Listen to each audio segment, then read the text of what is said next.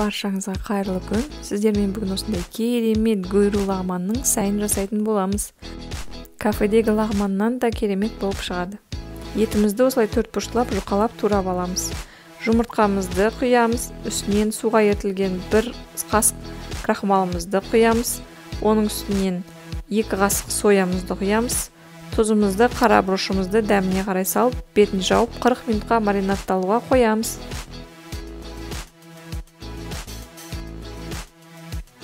Көкөністерімізді турауға кірісеміз. Осылай чесногымызды ұсақтап турап аламыз.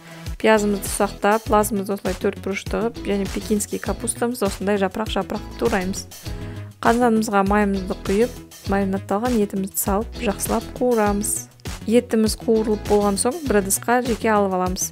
Басқа ыдыста пиязымызды жақсылап қуырамыз. Пиязымыз сәл қуырылғаннан кейін үстіне чесногымызды салып, бір араластырып, үстінен пекинский капустамызды салып қуырамыз. Араластыра отырып біркелкі қылып қуырамыз. Сәлден соң томатымызды, 1 қасық кобрамызды салып жақсылап араластырамыз. 2-3 минут араластырып тұрып қуырамыз.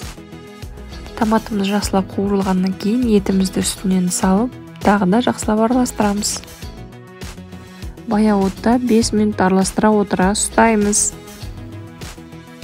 Менің рецептім ұнап жатқан болса, міндетті түрде арнама тіркеліп, лайк басуды ұмытпаңыз. Үстінен 3 қасықтай соя соусын құйып, тағы да жақсылап араластырамыз. Осы массамыздың үстіне туралған лазыларымызды саламыз. Жақсылап араластырып, дәміне қарай қара бұрыш, қызыл бұрыш салып, жақсылап араластырамыз.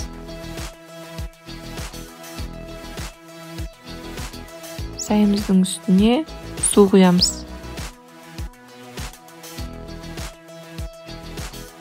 Крышканың астында баяу отта тағы да 5 минут ұстаймыз. Тамақты ұсынар алдында чесногымызды салып, жақсылап араластырып жібереміз. Подливымыз дайын.